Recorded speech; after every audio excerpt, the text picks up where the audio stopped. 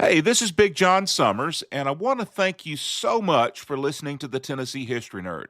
By the way, if you enjoyed this episode, I want you to know that there's a lot more content waiting for you out there. We're adding new episodes every week, and we're working our way across the whole state of Tennessee, covering stories from prehistory all the way into the 20th century.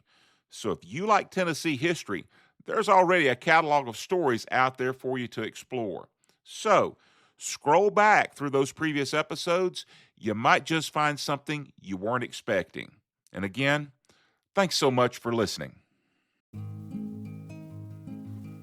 Welcome to the Tennessee History Nerd. This is a podcast dedicated to Tennessee's past. Every week we bring you a new story about the people, places, and events that have shaped Tennessee and made it, and us, who and what we are. So grab your favorite beverage, find a comfortable place, and sit back and enjoy.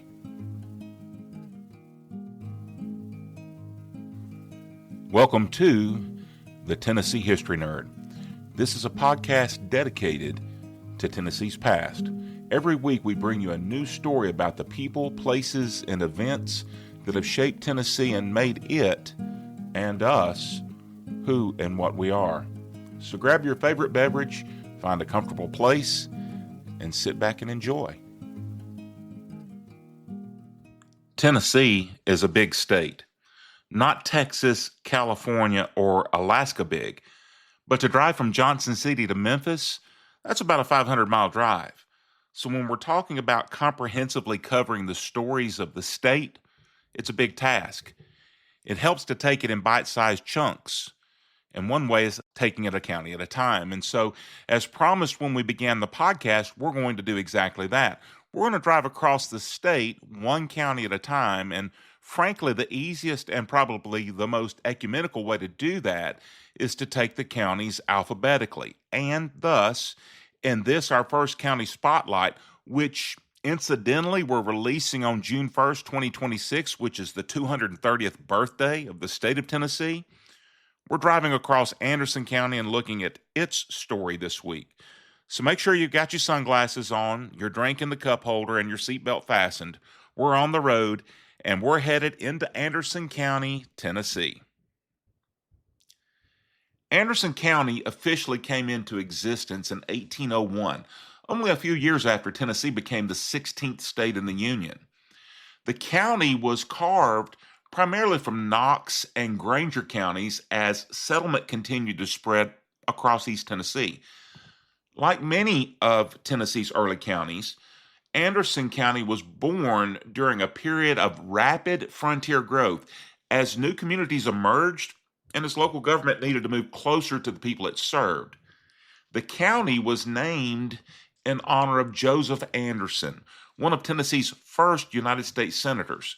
Born in Pennsylvania in 1757, Anderson served in the Continental Army during the American Revolution before eventually moving south. After Tennessee achieved statehood, he became one of the state's most influential early political leaders, serving in the United States Senate for nearly 3 decades. When the new county was formed in 1801, local leaders chose his name as a tribute to a man who had played an important role in Tennessee's earliest years.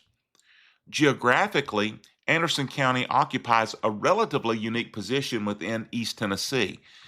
It lies within the Ridge and Valley region, a landscape characterized by long, narrow ridges running generally northeast to southwest, separated by fertile valleys. The Clinch River winds through the county and has shaped both its geography and, as we'll see, its history. These ridges, valleys, rivers, and streams influenced where people settled, where roads were built, and where coal would later be mined, and ultimately where communities would rise and fall. When Anderson County was established in 1801, Tennessee was still a very young state. Knoxville was serving as the state capital, and much of East Tennessee retained the character of a frontier region. The settlements scattered throughout what would become Anderson County were tied economically, politically, and culturally to the growing communities along the upper Tennessee Valley. The county's early residents were primarily farmers and frontiersmen who settled among the ridges and valleys of East Tennessee. Rivers and streams provided transportation, water, and fertile bottomland, while the surrounding ridges shaped travel patterns and community development. As Tennessee grew during the first decades of the 19th century, Anderson County grew with it. Roads improved, farms expanded, and communities became more firmly established. And although Anderson County itself wasn't the center of political power, its citizens were part of a young state finding its footing in a rapidly expanding nation. During the War of 1812 era, Tennessee earned much of the martial reputation that later fed the, quote, volunteer state, end quote, identity. Anderson County wasn't the central stage of that story, but it wasn't entirely absent from it either. Tennessee military records identify East Tennessee volunteer mounted units during the War of 1812 period that drew men from several counties, including Anderson County. That means Anderson County belonged to the same frontier military world that sent Tennesseans into the wider conflicts of the Creek War and the War of 1812. For this episode, that connection's best understood as part of the county's early frontier identity rather than as a major standalone Anderson County story. As the decades passed, Anderson County remained tied to the broader political culture of East Tennessee. And that matters because East Tennessee often stood somewhat apart from the rest of the state. Middle and West Tennessee had stronger plantation economies and larger slave populations. East Tennessee, by contrast, was more mountainous, more locally focused, and less connected to the cotton economy. Those differences didn't mean East Tennessee was uniformly anti-slavery, nor did they mean that every East Tennessean was a Unionist. But they did help create a political culture that was often suspicious of secession and deeply attached to the Union. Anderson County reflected that pattern strongly. When Tennesseans voted on secession in June 1861, Anderson County voted overwhelmingly against leaving the Union. The vote wasn't even close.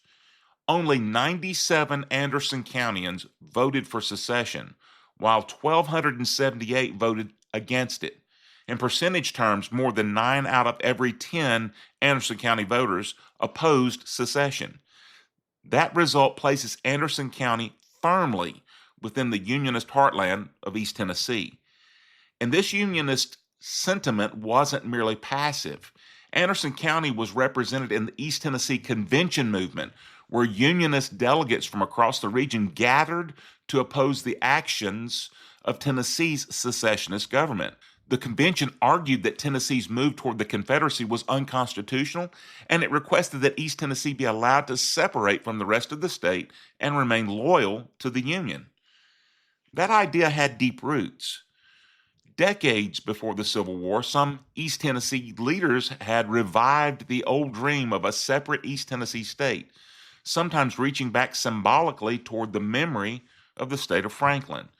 During the Civil War crisis, the East Tennessee Convention didn't become a successful new state of Franklin, but it did carry forward a similar idea that East Tennessee's loyalties and interests were distinct enough from the rest of Tennessee that the region should be allowed to go its own way.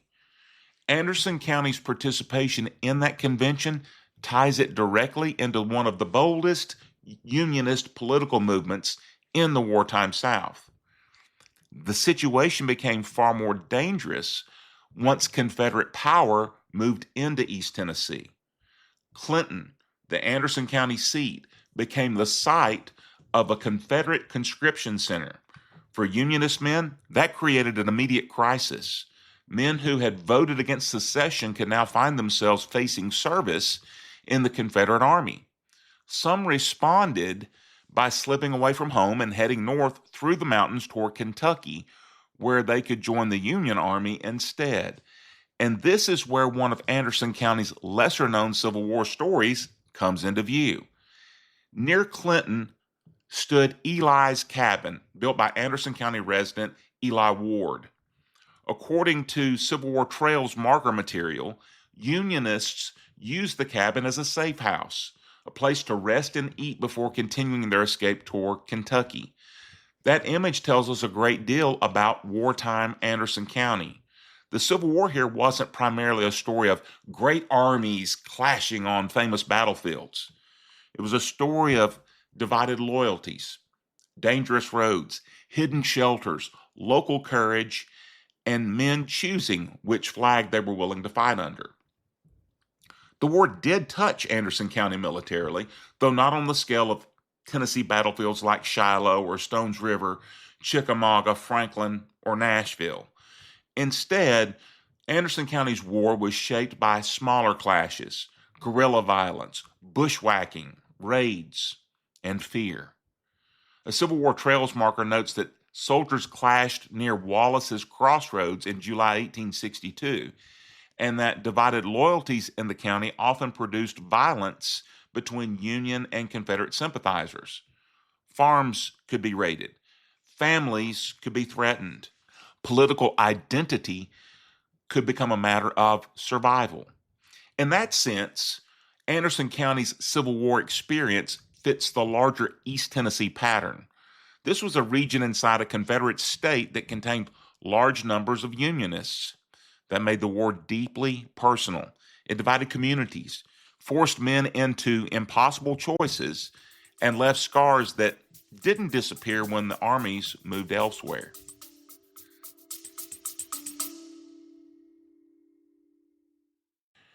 If you're a business with a strong connection to history, education, travel, or place-based storytelling, and you're looking to reach an audience that values those things, we should talk.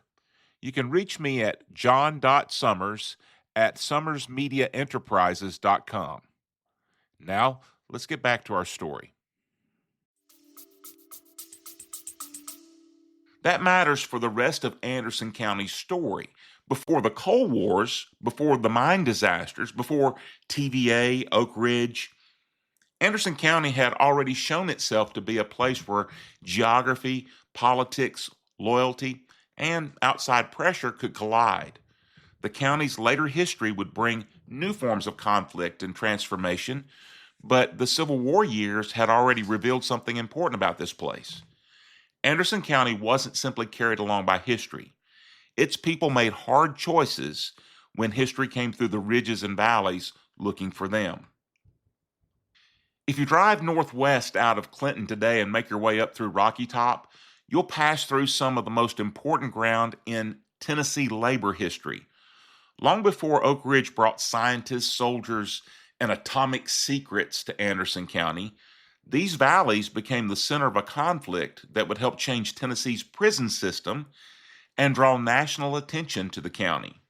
And that story begins with coal. By the late 19th century, coal mining had transformed parts of Anderson County. Railroads reached the coal fields. Mines expanded. New communities sprang up around the industry. Coal brought jobs and opportunity, but it also brought danger, uncertainty, and growing tension between workers, mine operators, and the state of Tennessee. At the center of that tension was Tennessee's convict leasing system. Under this arrangement, the state leased prisoners to private companies. The companies paid the state and then put those prisoners to work, often in coal mines. To state officials, the system generated revenue. To mine operators, it provided a cheap and dependable labor source. To the free miners, those who had not been forced into the mines as convicts, it looked like a threat. Imagine spending your days working underground in physically demanding labor while risking cave-ins, explosions, and injury, only to learn that your employer could bring in convict laborers and use them to drive down your wages and weaken your bargaining power. By the summer of 1891, many miners had reached a breaking point. One of the focal points of the conflict was in Briceville, where the Tennessee Coal Mining Company housed convict laborers in a guarded stockade. On July 14, 1891, approximately 300 armed miners surrounded the stockade.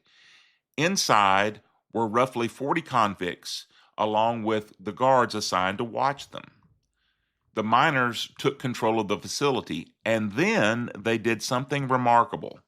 They gathered the prisoners and guards, marched them approximately 5 miles up the valley to Coal Creek, loaded the convicts onto rail cars, and shipped them to Knoxville. Think about that image for a moment. Hundreds of armed miners moving through the mountains of Anderson County with prisoners and guards in tow. Their message was unmistakable. Convict labor was not welcome in the mines of Anderson County. Tennessee Governor John Price Buchanan personally traveled to the region in an effort to calm the situation. At a place known as Thistle Switch near Briceville, he met with miners and urged patience while the state considered possible reforms. For a very brief time, tensions eased. The miners hoped Tennessee would abolish convict leasing, but instead, the legislature largely preserved the system. So when word spread that meaningful reform wasn't coming, the conflict erupted again. On July 20th, thousands of miners gathered in the Coal Creek region. Facing overwhelming numbers, the militia surrendered the Briceville stockade. Once again, convicts were removed and shipped away. The confrontation continued throughout the fall. Stockades were burned. Prisoners were released. The conflict spread beyond Briceville into nearby Oliver Springs, where another stockade was attacked and more than 150 convicts were freed. In one of the more interesting details of the conflict, reports indicate that some of the released convicts were given food and civilian clothing before being sent on their way. The miners were fighting the convict leasing system, not necessarily the convicts themselves. What had begun as a labor dispute was becoming something much larger. Tennessee responded by sending additional militia forces into Anderson County. To secure the region, the state established Fort Anderson on a height overlooking Coal Creek known as Militia Hill. The position commanded the valley below and was even armed with a Gatling gun. The message from the state was just as clear as the message from the miners. The convict leasing system would be protected. The conflict continued into 1892. Armed confrontations occurred. Hundreds of miners were arrested. At one point, Briceville Community Church reportedly served as a temporary jail for some of those taken into custody. Miners eventually attacked Fort Anderson itself, and although they failed to capture the fort, the conflict had already become impossible for Tennessee to ignore. Newspapers across the country carried reports from Anderson County. The miners didn't win every battle. Many paid a steep personal price for their involvement, yet the Coal Creek War succeeded in something larger. It forced Tennesseans to confront the convict leasing system itself. Over time, public opinion increasingly turned against the practice. Reports of abuse, corruption, and exploitation became harder to defend. Eventually, Tennessee abandoned convict leasing and moved forward toward a different model of incarceration. One result of that decision would eventually rise in the mountains just beyond Anderson County in neighboring Morgan County. Brushy Mountain State Penitentiary, a prison whose own story would become legendary. That's a story for another time.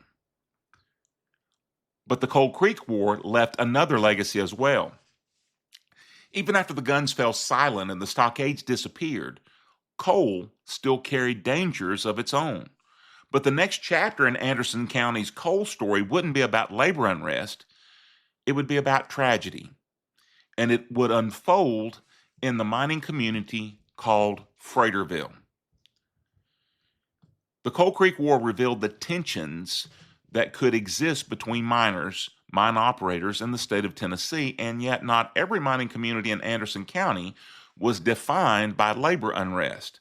A few miles away, Fraterville stood as a mining town that was intended to be something different. The name reflected the vision behind the community itself. Unlike many mining camps of the era, Fraterville developed a reputation for cooperation between labor and management. That didn't mean that life was easy. Coal mining remained dangerous work, and the men who entered the mines each day understood the risks that they faced. But Fraterville was known as a place where many believed that a better relationship between miners and operators was possible. The community was tightly knit. Many miners were of Welsh descent, and family ties ran deep throughout the town. Fathers worked alongside sons. Brothers worked alongside brothers. Extended families often lived within walking distance of one another. The mine was more than a workplace. It was the economic heartbeat of the community. And that fact's important because it helps explain why what happened on May 19th, 1902 was so devastating. Every coal mine carried danger. Long before modern safety regulations and sophisticated monitoring equipment, miners relied on ventilation systems and experience to manage threats hidden underground. One of the greatest dangers was methane gas. When methane accumulated in a mine, a single ignition source could trigger a devastating explosion. Throughout the coal fields of America, miners worked in an environment where disaster was always a possibility. Their light source in the dark mines was a carbide lamp on their head, a device that basically was a small acetylene torch with a reflector. In other words, an ignition source for that methane gas if they encountered it.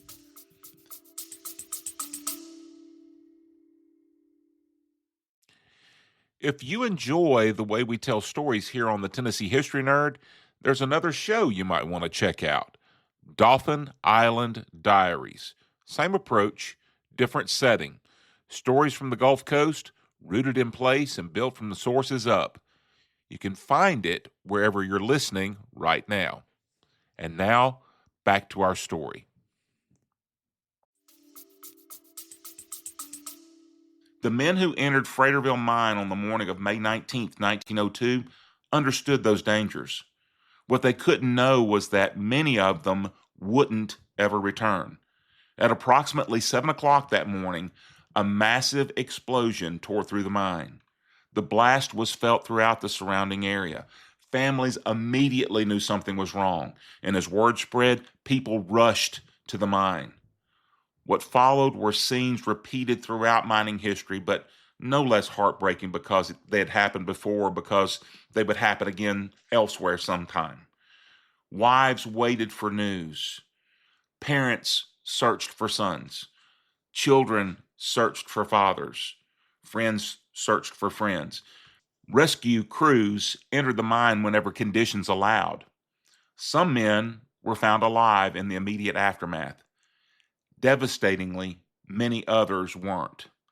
Most of the adult male population of Fraterville disappeared in a single tragic event. Officially, 216 miners lost their lives in the disaster, making it one of the deadliest mining disasters in American history. Yet many who lived through the event believe the actual number may have been even higher. Some miners were reportedly unregistered. Others couldn't positively be identified after the remains were covered. But Fraterville is remembered for more than just a number. Several miners who survived the initial explosion found themselves trapped underground with little hope of rescue. Knowing death was inevitable, some wrote final messages to their loved ones. Those farewell letters remain among the most moving documents in Tennessee history. Among the men who died that day was Powell Harmon. Before succumbing underground, Powell wrote a final message to his family. In that final letter, he included a simple instruction: "My boys, never work in the coal mines." It was a father's final wish, but life after the disaster would prove far more complicated. Powell's eldest son, Condi Harmon, faced a reality familiar to many families in coal country. With his father gone, the family still needed support. Condi left school and entered the mines himself in order to help provide for his mother and his siblings. He did exactly what his father had hoped he would never have to do. Condi never married. He spent his short life helping support the family that Powell had left behind. Then, in one of the cruelest twists of fate in Tennessee mining history, the mines claimed him as well.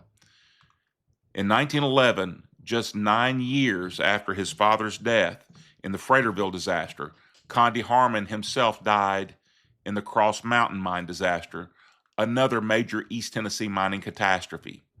Today, descendants of the Harmon family, along with students in Bryceville, continue to honor his sacrifice through educational achievement, creating a legacy that extends far beyond the coal fields where both father and son lost their lives. The story of the Harmons illustrates why Fraterville remains so powerful more than a century later. This wasn't merely a workplace disaster, it was a community disaster. Today, many of the victims rest in Miners' Circle at Leach Cemetery near Rocky Top. If that location seems unusual at first, remember that in 1902, the community we know today as Rocky Top was called Coal Creek, and that Fraterville lay only a few miles away. The mines, the churches, the businesses, schools, and families of the area were deeply interconnected. When the Fraterville mine exploded, the tragedy wasn't confined to a single town. The loss spread throughout the entire Coal Creek region. Standing in Miners' Circle today, visitors find concentric circles of graves arranged around a central monument. The names on those stones represent fathers, sons, brothers, neighbors, and friends whose lives ended on a single spring morning, and it remains one of the most moving chapters in the history of Anderson County. During roughly this same time period, up in the hills above the Clinch River in the area that we know today as Claxton, near where the Bull Run fossil plant stood until just recently, lived a man named John Hendrix. Depending on who you ask, Hendrix was a prophet, a visionary, a folk seer, or simply an old mountain man with a vivid imagination. Whatever he was, his name has become one of the most enduring legends in Anderson County history. John Hendrix was born in 1865, the same year the Civil War ended. He spent much of his life farming in the rugged hills of Anderson County in a landscape of small communities, winding roads, family farms, and river valleys that had changed little for generations. The Clinch River flowed below.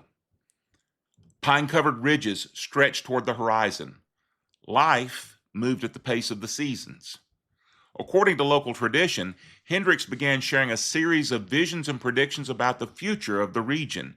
He reportedly spoke of a time when a great lake would cover portions of the valley. He described a city being built where people couldn't freely enter or leave. He also spoke of a great factory that would help bring an end to the world's greatest war.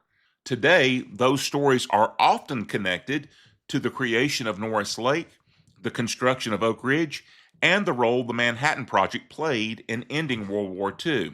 Now, it's important to note that historians continue to debate exactly what Hendrix said, when he said it, and how much of the story may have been shaped by later retellings. Much of what we know comes from oral tradition, family accounts, and recollections recorded years after the events themselves. So separating the original predictions from later embellishments can be difficult. But regardless of where one lands on that question, the legend endured because of what happened next. In the decades after Hendrix's death in 1915, Anderson County experienced changes that would have seemed unimaginable to most of his neighbors. The Clinch River Valley was transformed by the Tennessee Valley Authority. Entire communities were relocated. Norris Dam rose across the river. A vast new lake covered farms and roads and homesteads. And then, less than a decade later, thousands of acres were seized for a secret wartime project. Practically overnight, a new city called Oak Ridge appeared behind fences and guard posts. Whether John Hendrix truly foresaw those events or whether later generations connected his words to them after the fact, his story became part of Anderson County folklore because it captured a truth about the county itself. Again and again throughout its history, Anderson County has been transformed by forces larger than itself. And standing at the edge of those transformations, at least in local memory, is an old farmer from the hills above the Clinch River who supposedly saw them coming. As remarkable as the Hendrix story is, the next chapter of Anderson County's history involves something far less mysterious and far more tangible. Long before TVA engineers arrived to reshape the river, people were already making a living from the Clinch itself.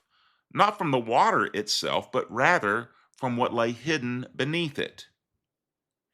Before TVA transformed the Clinch River and before Oak Ridge appeared almost overnight during World War II, another industry drew people to Anderson County: pearls. If you've listened to episode 12, A Pearl of a Story, you've already heard the larger story of Tennessee's freshwater pearl industry. But Anderson County played an important role in that story because Clinton became one of the state's leading pearl centers. In the late 19th and early 20th centuries, people worked the Clinch River searching for freshwater mussels. Every now and then, one of those mussels contained a valuable pearl, and stories of remarkable finds spread far beyond East Tennessee. Buyers came to town. Money changed hands. Fortunes were occasionally made. But pearls were only part of the story. The mussel shells themselves were valuable. Long before plastics became commonplace, freshwater mussel shells were used in the manufacture of buttons, and Tennessee's rivers supplied enormous quantities of raw material to that industry. A pearl might make the headlines, but the shells themselves often provided the steadier source of income. Like so many Anderson County stories, it began with a natural resource hidden beneath the surface. In this case, it wasn't coal beneath the mountains. It was freshwater mussels beneath the river. The pearl boom never reached the scale of the coal industry, and eventually changing river conditions due to dam construction and the decline of the mother of pearl button trade brought the era to a close. But the memory never completely disappeared. In fact, Clinton still embraces that heritage today, proudly calling itself Pearl City. You can see reminders of that history throughout town, including businesses that still carry the Pearl City name. When I was in Clinton just a few days ago, I stopped for an ice cream cone at the Pearl City Creamery near the corner of Market and Main. Even if many visitors don't know the history behind the name, they're encountering a piece of Anderson County's past. And just a few blocks south on Main Street from there, right next to the old Ritz Theater, you'll find one of the neatest places in downtown Clinton for a history nerd, the Hoskins Drug Store. If you've never been there, it's worth the stop. Walking through the door feels a little like stepping into another era. The old lunch counter is still there. The stools are still there. The booths are still there. Even the old soda fountain equipment survives as a reminder of the days when soda jerks mixed drinks by hand and neighbors gathered downtown to catch up on the latest news. Best of all, it isn't a museum piece. It's still a working drugstore. They still serve meals. It's the kind of place that's become increasingly rare in modern America, and one of those small details that helps connect today's Clinton with the town that once became known throughout Tennessee and the world as Pearl City. History isn't always found in monuments and museums. Sometimes it's hiding in plain sight, tucked between storefronts along Main Street. But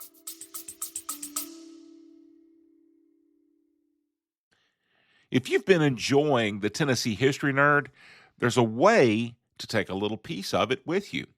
We've got merchandise available, shirts, hats, and more, so you can represent the show wherever you go. You can check that out at summersmediaenterprises.com/merch. And as always, thanks for listening. Now, let's return to the story. The Clinch River's biggest impact on Anderson County was still ahead. The next chapter wouldn't be about finding value in the river, it would be about changing the river itself. For thousands of years, the Clinch River flowed through Anderson County largely on its own terms.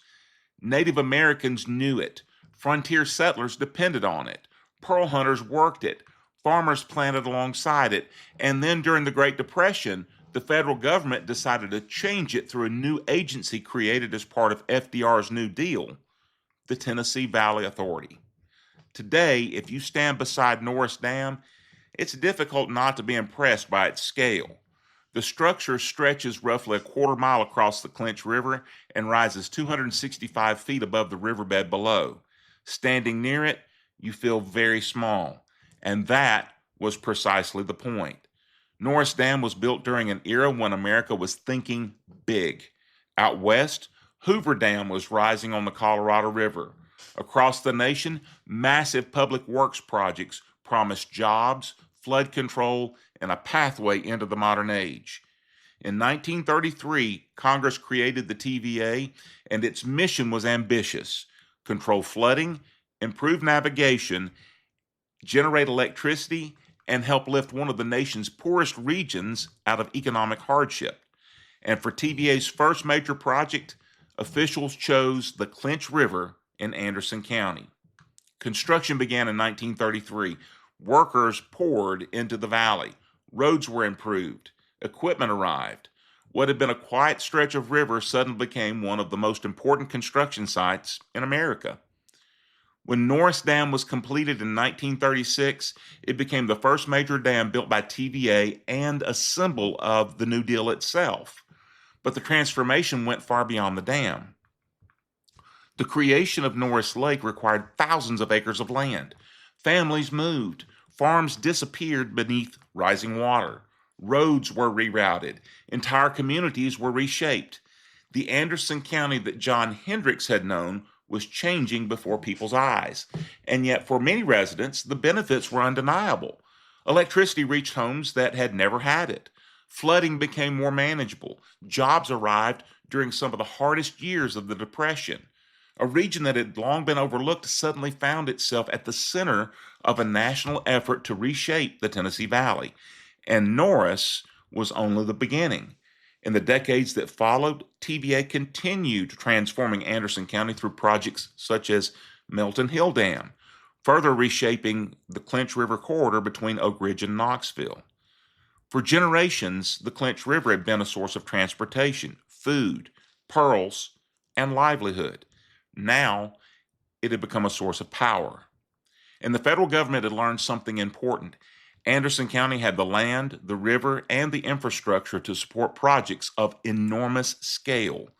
And that lesson would prove significant just a few years later, because during World War II, the federal government returned to Anderson County with an even bigger project in mind, a project so secret that most Americans wouldn't learn about it until the war was over, a place that would come to be known as Oak Ridge. If Norris Dam transformed Anderson County, Oak Ridge reinvented it. In 1942, with World War II raging across the globe, the federal government returned to Anderson County with a project unlike anything the region had ever seen. Thousands of acres were acquired almost overnight. Families were told to leave their homes. Farms, churches, schools, and entire communities disappeared behind fences and guard posts. Then came the workers. Lots of workers. They arrived by the thousands and then by the tens of thousands. Construction crews, engineers, scientists, laborers, clerks, and military personnel poured into East Tennessee. Almost overnight, a secret city emerged from what had recently been farmland and forest. Most of the people who worked there had little idea what they were helping to build. They simply knew they were working on an important wartime project. Only after the war did the world learn the truth. Oak Ridge had been one of the key sites of the Manhattan Project, the massive effort to develop the world's first atomic bomb. The work conducted there helped produce the material used in the weapons dropped on Hiroshima and Nagasaki and played a significant role in bringing World War II to a close. And although we think of Oak Ridge as an Anderson County story, the reservation extended beyond county lines. Some of the project's most important facilities were located elsewhere on the reservation, including the massive K-25 gaseous diffusion plant in nearby Roane County. The Manhattan Project transformed an entire region, not just a single community. And to be clear, we've only scratched the surface of the Oak Ridge story. The Manhattan Project, Y12, X10, K25, the Secret City, the scientists, the workers, and Oak Ridge's enormous contribution to the Allied victory in World War II deserve an episode all their own. We'll come back and explore that story in much greater detail in the future. For now, it's enough to understand that Anderson County had once again been transformed by forces larger than itself. And yet, as forward-looking as it was, Oak Ridge was also a product of its time. Like much of America during the 1940s, the secret city operated under racial segregation. Black workers were essential to the wartime effort, but they were typically housed separately and given fewer opportunities and amenities than their white counterparts. Conditions in some of the segregated housing areas were generally inferior to those provided for white residents. The inequalities extended into family life as well. While many white families could live together at Oak Ridge, married black workers, as a rule, faced restrictions that prevented husbands and wives from residing together as families in the same way. Men and women were assigned to separate housing areas, even when they were married. That was a striking contradiction. One of the most technologically advanced communities on earth was helping to unlock the secrets of the atom while still operating within the racial realities of the Jim Crow South. And when the war ended, those tensions didn't simply disappear. In fact, some of the next chapters in Anderson County's history would be written not by scientists or generals, but by students, parents, ministers, and ordinary citizens who challenged those inequalities. Their story would begin in Oak Ridge and soon spread to the county seat of Clinton, placing Anderson County at the center of one of the most important civil rights struggles in Tennessee history. The civil rights story in Anderson County didn't begin in Clinton. It began in Oak Ridge. During World War II, even though thousands of black workers helped build and operate the facilities of the Manhattan Project and continue to be one of the most important wartime efforts in American history, segregation nevertheless remained a daily fact of life. After the war, many of those families remained in Oak Ridge. They worked there. They worshiped there. They paid taxes there. They raised their children there. But their children still attended segregated schools. In the early 1950s, the school facilities serving black students in the Scarborough community were in poor condition and badly in need of improvement. At the same time, the legal landscape was changing. In 1954, the United States Supreme Court ruled in Brown versus Board of Education that segregated public schools were unconstitutional. And so, Oak Ridge faced a decision. Officials could construct new facilities for black students. They could bus students to black schools elsewhere, including Knoxville, or they could integrate the schools that already existed. One factor made that decision different from what was happening elsewhere in Tennessee. Although Oak Ridge had been open to the public after the war as part of what became known as Operation Open Sesame, it was still under federal oversight in the 1950s. So in the fall of 1955, 85 black students from the Scarborough community enrolled in previously all-white schools in Oak Ridge. Today, they're remembered as the Scarborough 85. Their enrollment marked a historic milestone. Oak Ridge became the first public school system in Tennessee to integrate following the Supreme Court's Brown versus Board of Education decision. That distinction alone would secure the Scarborough 85 a place in Tennessee history. The transition wasn't entirely free of tension, but compared to many integration battles elsewhere in the South, it occurred relatively peacefully. The federal presence in Oak Ridge, combined with the unique circumstances of the city itself, helped produce a very different outcome than what would soon unfold elsewhere. Those 85 students and their families helped place Anderson County on the leading edge of school integration in Tennessee. And their story wasn't finished. Just a few miles away in the Anderson County seat of Clinton, another integration battle was approaching. Unlike Oak Ridge, Clinton was not a federal city. Unlike Oak Ridge, federal authorities didn't exercise fairly direct influence over the local schools. And unlike Oak Ridge, the path to integration would be anything but smooth. There, 12 students would find themselves at the center of a national story and would become known as the Clinton 12. On August 27, 1956, those 12 students walked through the doors of Clinton High School. By itself, that doesn't sound like history. Students go to school every day. But these 12 students were about to become part of a story that would draw national attention and place Anderson County at the center of one of the defining struggles of 20th century America, because Clinton High School became one of the first state-supported public schools in Tennessee to integrate. At first, the transition was relatively peaceful, but that peace didn't last. As news of the integration spread, segregation activists from outside Anderson County arrived in Clinton. Among them were John Casper of the Seaboard White Citizens Council and Asa Carter of the North Alabama White Citizens Council. Members of the Ku Klux Klan also became involved. What had begun as a local school issue was rapidly becoming a national story. Crowds gathered. Mass meetings were held. Reporters arrived. Tensions continued to rise. In September 1956, the Home Guard was deputized to help maintain order. As tensions mounted further, Governor Frank G. Clement faced a choice. At a time when governors in other southern states were using their authority to resist integration, Clement chose a different course. Determined to uphold the law and maintain order, he deployed more than 600 Tennessee National Guardsmen to Clinton to ensure that the integration of Clinton High School would continue. Amid the turmoil, support for the Clinton 12 came from unexpected places. One of the most visible allies was Paul Turner, pastor of the First Baptist Church in Clinton.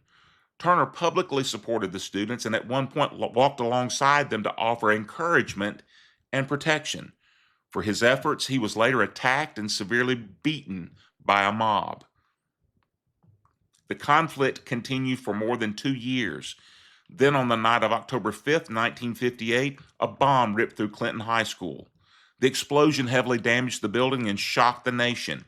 It remains one of the most dramatic and troubling episodes in Tennessee civil rights history. Yet even then, education continued. While a new Clinton High School was being built, students temporarily attended class at the vacant Linden Elementary School in nearby Oak Ridge. The bomb had destroyed a building, but it hadn't stopped the future. And so, despite the threats, protests, intimidation, and violence, the Clinton 12 persevered. They attended class, earned their education, and helped open doors that had been previously closed to black students across Tennessee. They were pioneers and trailblazers in a unique and very difficult way that neither they nor their families had chosen for them.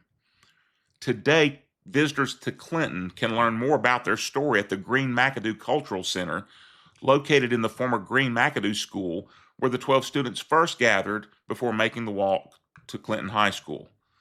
The center preserves one of the most important civil rights stories in Tennessee and serves as a reminder of the courage displayed by students, parents, educators, ministers, and ordinary citizens during those difficult years. Looking back, what stands out isn't the controversy, it's the courage. The Clinton 12 weren't governors, judges, or national political leaders. They were students, teenagers, young people who carried the weight of a national debate on their shoulders simply by showing up and walking to school. And in doing so, they helped write one of the most important chapters in Tennessee history. Today, Anderson County continues to move forward. Oak Ridge is still there, and the Y-12 plant is still integral to the nation's nuclear research. The Norris Dam still rises above the Clinch River Gorge and still produces electricity at the hydroelectric plant that made it so attractive to the war effort in World War II. Clinton is currently in the midst of a downtown revitalization program to update and beautify its historic district. Cold Creek became Lake City after the nearby Norris Dam was completed, and today it's now known as Rocky Top. And places like the American Museum of Science and Energy, the Oak Ridge History Museum, the Manhattan Project National Historical Park, the Museum of Appalachia, the Coal Creek Mining Museum, and the Green McAdoo Cultural Center all provide rich interpretive centers for the stories and historical records of the county. The neat thing about driving across Tennessee one county at a time, there are 95 such stories to tell, and every one of those stories is a book with many chapters. Anderson was the first, and to be quite frank, we only touched the hem of the garment there. We'll be back. And that's going to do it for this week's episode, our first stop on our drive across Tennessee in Anderson County.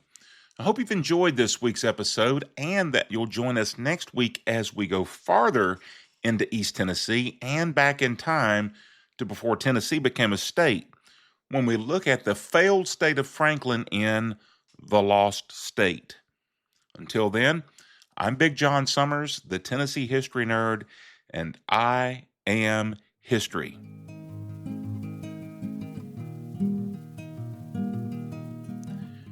As is my habit with each episode, I want to take just a few moments to note and acknowledge the sources from which the material for today's episode was drawn. This episode was researched using a combination of published historical sources, historical markers, museum interpretive materials, and on-site field visits throughout Anderson County. Key online sources include the Historical Marker Database, the Tennessee Encyclopedia, and Tennessee History for Kids. Additional information was drawn from interpretive materials and exhibits at the Oak Ridge History Museum, the American Museum of Science and Energy, Norris Dam, and the Green McAdoo Cultural Center. Research for this episode also included on-site visits to a number of Anderson County locations, including Norris Dam, the Green McAdoo Cultural Center, Elza Gate Park, Hoskins Drug Store in downtown Clinton, and Miners Circle in Leach Cemetery near Rocky Top. As always, I encourage you to visit these physical sites as well as the online material for yourself. There's no substitute for standing where history happened, reading the markers, walking the grounds, and experiencing these stories firsthand. Special thanks to the historians, curators, volunteers, preservationists, and community members who continue to preserve and share the incredibly rich history of Anderson County, Tennessee. And as always, thanks for listening.